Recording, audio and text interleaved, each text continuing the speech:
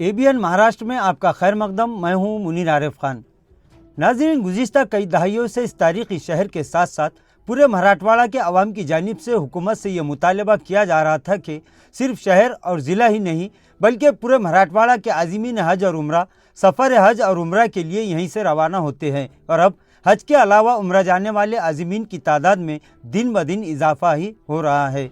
इन आज़मीन की सहूलत के लिए जैसा कि रियासत के मुख्तलिफ शहरों में हज हाउस मौजूद है, उसी तर्ज पर मराठवाड़ा की राजधानी औरंगाबाद में भी एक हज हाउस हुकूमत की नहीं बल्कि मुसलमानों ही की जगह पर यानी वक्फ की ज़मीन पर तामीर किया जाए।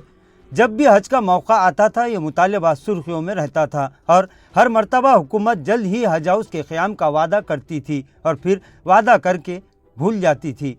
बहरहाल कई सालों से मुतालबात करते करते थक चुके अवाम की जानिब से इस मुतालबे को पूरा करवाने के लिए कई धरने दिए गए, एहतजाजी मुजाहरे हुए, भूख हड़तालें की गई, सैकड़ों हज़ारों मुतालबाती मेमोरेंडम हुकूमत तक पहुँचाए गए। अपनी ही पुरखों की वक्फ की गई ज़मीन पर एक हज हाउस की तामीर के लिए पूरी मुस्लिम क़ियादत के पसीने छूट गए। तब कहीं जाकर हुकूमत ने रोते धोते इस मुतालबे को पूरा करने का ऐलान किया। वैसे तो इस मुतालबे को पूरा होने में ही 10-15 साल का अरसा बीत गया, यानी मुसलमानों को अपनी ही ज़मीन पर हज हाउस की तामीर का ख्वाब शर्मिंदा ताबीर करने के लिए 10-15 सालों तक हुकूमत से ज़मीन की भीख मांगनी पड़ी। और जब मुतालबा पूरा हुआ तो इसमें भी हुकूमत ने अपनी तंग नज़री का मुजाहरा करते हुए शाही मस्जिद से मुत्तसिल वक्फ अराजी पर एक छोटे से टुकड़े पर हज हाउस की तामीर की तजवीज़ को मंजूर किया। हालांकि जितनी जगह पर इतने बड़े शहर का यह हज हाउस तामीर किया गया है, अगर देखा जाए तो ये आज़मीन हज और उनके रिश्तेदारों की गाड़ियों की पार्किंग के लिए भी नाकाफ़ी है, लेकिन फिर भी अवाम ने इसे कबूल कर लिया।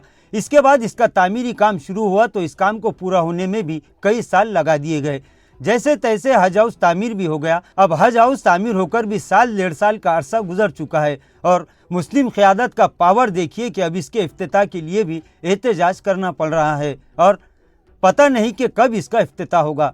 बहरहाल अभी हज हाउस का इफ्तिताह हुआ भी नहीं कि अब इसी छोटे से हज हाउस को लेकर अक़लियती वजारत और वक्फ बोर्ड इंतज़ामिया की जानिब से एक नया शोशा छोड़ दिया गया है। खबरों के मुताबिक हज हाउस के पहले मंजिले पर वक्फ ट्रिब्यूनल के क़याम का मंसूबा तैयार किया गया और इसे अक़लियती उमूर और वक्फ बोर्ड इंतज़ामिया की जानिब से ग्रीन सिग्नल भी दे दिया गया है।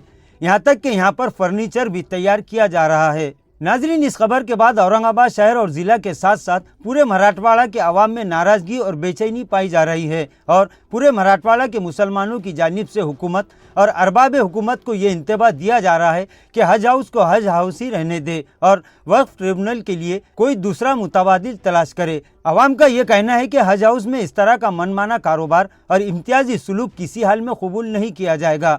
इसी तरह ये भी चर्चे है कि हज हाउस में आज़मीन के लिए मस्जिद भी बनाई गई। अगर यहाँ पर वक्फ ट्रिब्यूनल का कामकाज होगा तो इससे नमाजियों को भी सख्त तकलीफ़ों का सामना करना पड़ सकता है। लिहाजा हुकूमत इस तरह का कोई नया तनाज़ा खड़ा न करे वरना इसकी शदीद मुखालिफत की जाएगी। मराठवाड़ा के अवाम का ये भी कहना है कि पहले ही हज हाउस की इमारत नाकाफ़ी है और अगर हुकूमत इसमें भी दखल अंदाजी करके इस मुक़द्दस जगह पर अदालती कामकाज का नया मंसूबा तैयार कर रही है तो फिर ये एक नई बहस छिड़ने का इम्कान है।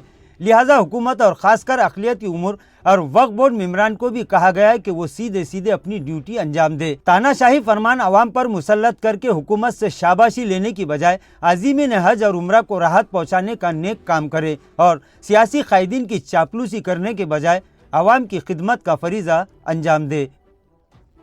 नाज़रीन, आज के लिए बस इतना ही। कल फिर मुलाकात होगी कुछ नई खबरों के साथ। तब तक के लिए मैं मुनीर आरिफ खान आपसे इजाज़त चाहता हूँ। अल्लाह हाफिज़।